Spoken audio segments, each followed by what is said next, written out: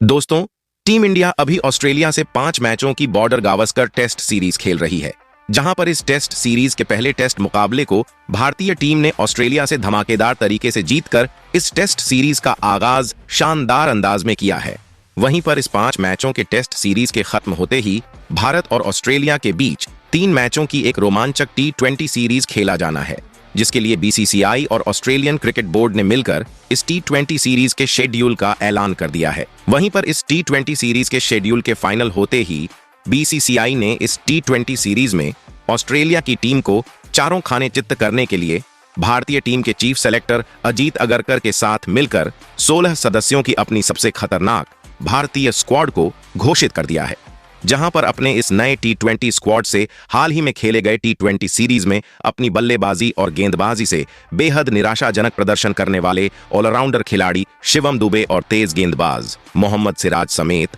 7 खिलाड़ियों को अपने इस स्क्वाड से बाहर का रास्ता दिखाकर अब इन खिलाड़ियों की जगह पर हाल ही में खेले गए T20 मुकाबलों में बल्ले और गेंद से धमाकेदार प्रदर्शन करने वाले ओपनर बल्लेबाज अभिषेक शर्मा और विकेटकीपर बल्लेबाज संजू सैमसन समेत 7 नए युवा खिलाड़ियों को अपने इस T20 स्क्वाड में शामिल कर BCCI ने ऑस्ट्रेलियाई टीम के T20 फॉर्मेट के बने नए कप्तान मिशेल मार्श समेत पूरी ऑस्ट्रेलिया की टीम को भौचक्का करके रख दिया है। वहीं पर भारतीय टीम के हेड कोच गौतम गंभीर ने लगभग 1 सालों से टीम इंडिया के T20 स्क्वाड से बाहर चल रहे 2 खूंखार खिलाड़ियों को अचानक इस T20 स्क्वाड में शामिल कर भारतीय टीम के T20 स्क्वाड को पहले से बेहद मजबूत और खतरनाक बना दिया है। तो अब ऐसे में इस T20 सीरीज के लिए ऑस्ट्रेलिया के खिलाफ भारतीय टीम की प्लेइंग 11 में भी होंगे कई बड़े बदलाव, जिसे देख ऑस्ट्रेलियाई टीम के जरूर छूटेंगे पसीने। जी हां दोस्तों, आप बिल्कुल सही सुन रहे हैं। जैसा कि आपको पता है, इस T20 सीरीज से पहले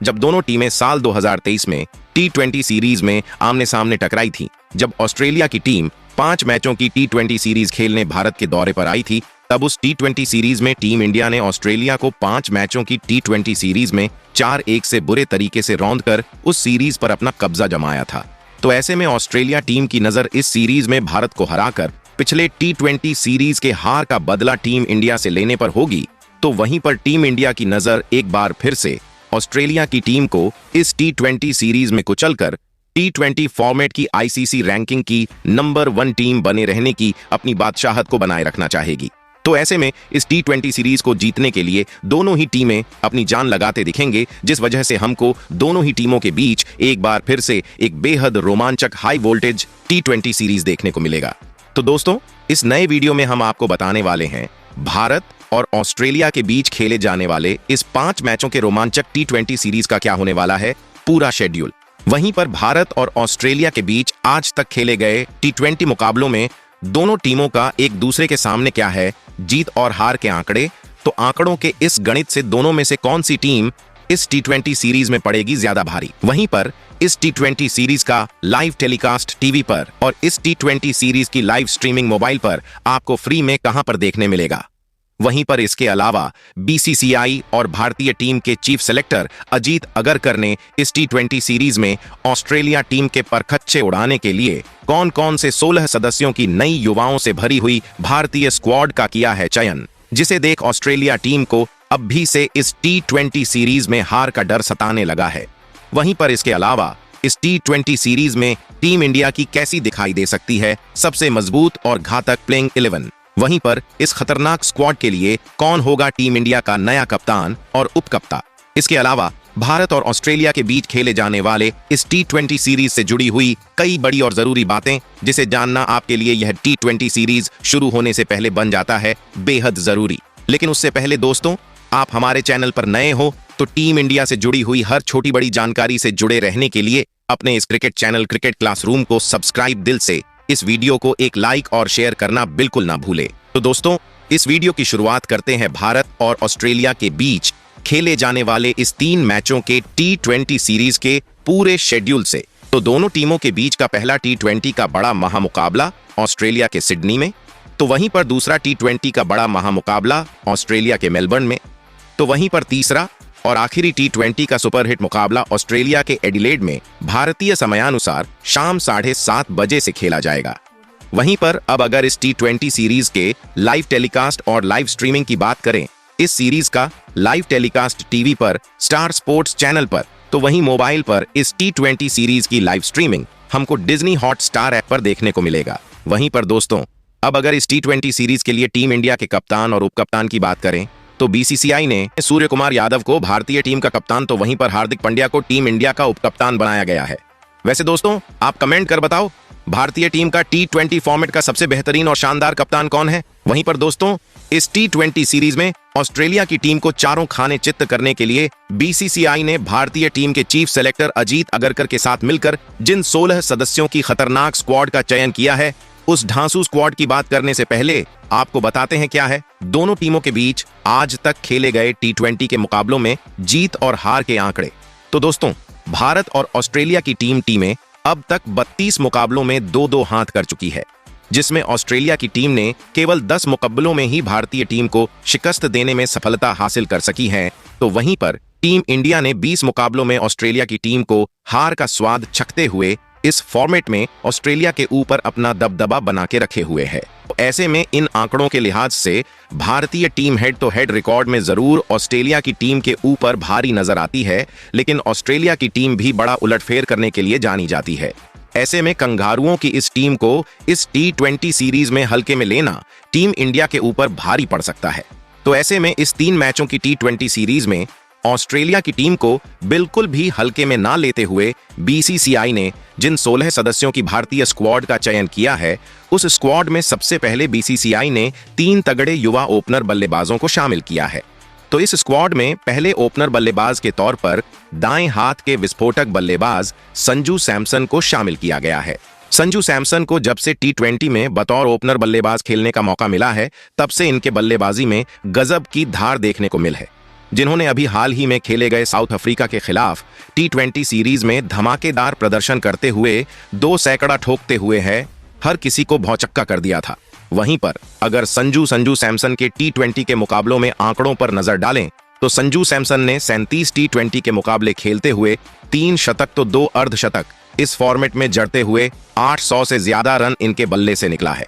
वहीं पर इस स्क्वाड में दूसरे ओपनर बल्लेबाज के तौर पर बाएं हाथ के यशस्वी जायसवाल को शामिल किया गया है। यशस्वी जायसवाल एक ऐसे ओपनर बल्लेबाज हैं जो कि पावर प्ले के पहले ओवर से ही गेंदबाजों की धज्जियां उड़ते हुए विरोधी टीमों को पावर प्ले में ही बैकफुट में धकेल देते हैं। यशस्वी का बल्ला अभी ऑस्ट्रेलिया के खिलाफ खेले जा रहे टेस्ट सीरीज में भी जमकर गरज रहा है। वहीं पर अगर यशस्वी जायसवाल के T20 के मुकाबले में आंकड़ों पर नजर डाले तो यशस्वी जायसवाल ने 164 की स्ट्राइक रेट से 1 शतक और 5 अर्धशतक की मदद से लगभग 750 रन T20 फॉर्मेट में बनाए हैं। वहीं इस स्क्वाड में तीसरे और आखिरी ओपनर बल्लेबाज के तौर पर बाएं हाथ के नए ओपनर बल्लेबाज अभिषेक शर्मा को शामिल किया गया है। जिम्बाब्वे के खिलाफ इसी साल अपने T20 करियर की शुरुआत करने वाले अभिषेक शर्मा का फॉर्म अभी खेले गए साउथ अफ्रीका के खिलाफ उतार चढ़ाव भरा देखने को मिला था, जिनके अगर इनके T20 के मुकाबले में आंकड़ों पर नजर डालें तो अभिषेक शर्मा ने 12 T20 के मुकाबले खेलते हुए 1 शतक तो 1 अर्धशतक की मदद से 250 से ज्यादा रन बना चुके हैं। वैसे दोस्तों, आप कमेंट कर बताओ, संजू सैमसन, यशस्वी जायसवाल और अभिषेक शर्मा बतौर ओपनर बल्लेबाज किसे करनी चाहिए भारतीय पारी की शुरुआत। वहीं पर इस 16 सदस्यों के इस स्क्वाड में BCCI ने 3 मिडिल ऑर्डर के तगड़े बल्लेबाजों को शामिल किया है, जो कि मिडिल ओवरों में भी गेंदबाजों की जमकर कुटाई करते हुए तेजी से रन बना सकते हैं। तो इस स्क्वाड में पहले मिडिल ऑर्डर बल्लेबाज के तौर पर भारतीय टीम के कप्तान और T20 फॉर्मेट के सुपरस्टार बल्लेबाज सूर्य कुमार यादव को शामिल किया गया है। सूर्या T20 मुकाबलों में किसी भी सिचुएशन में तेजी से रन बनाने के लिए जाने जाते हैं। हालांकि अभी हाल ही में खेले गए साउथ अफ्रीका के खिलाफ T20 सीरीज में इनके बल्ले से कोई बड़ी पारी निकली नहीं थी। वहीं पर अगर सूर्या कुमार यादव के T20 मुकाबलों में आंकड़ों पर नजर डालें तो काफी कम T20 के मुकाबले खेलते हुए 2600 से ज्यादा रन बनाते हुए 4 शतक तो 21 अर्धशतक जड़ चुके हैं। वहीं इस स्क्वाड में दूसरे मिडिल ऑर्डर बल्लेबाज के तौर पर बाएं हाथ के तिलक वर्मा को शामिल किया गया है, जिन्होंने अभी हाल ही में साउथ अफ्रीका के खिलाफ खेले गए T20 सीरीज में बैक टू बैक 2 मुकाबलों में 2 शतक ठोककर रातों रात इस फॉर्मेट के एक तगड़े बल्लेबाज बनकर उभरे हैं। वहीं पर साउथ अफ्रीका के खिलाफ खेले गए इस T20 सीरीज में तिलक वर्मा टीम इंडिया के लिए सबसे बड़े स्कोरर रहे थे, जिनके अगर हम T20 के मुकाबले में आंकड़ों पर नजर डालें तो तिलक वर्मा ने केवल 20 टी20 के मुकाबले खेलते हुए 2 शतक और 2 अर्धशतक की मदद से 600 से ज्यादा रन इस फॉर्मेट में बना चुके हैं। वहीं पर इस स्क्वाड में तीसरे और आखिरी मिडिल ऑर्डर बल्लेबाज के तौर पर बाएं हाथ के विस्फोटक फिनिशर बल्लेबाज रिंकू सिंह को शामिल किया गया है। रिंकू सिंह बतौर फिनिशर बल्लेबाज काफी कम टी20 के मुकाबले खेलते हुए सबसे बड़े फिनिशर बल्लेबाज बनकर उभरे हैं। हालांकि पिछले कुछ टी20 के मुकाबले से रिंकू सिंह की बल्लेबाजी बतौर फिनिशर बल्लेबाज उतनी आई नहीं है, जिस वजह से कोई बड़ी पारी में इनसे देखने को मिला नहीं है।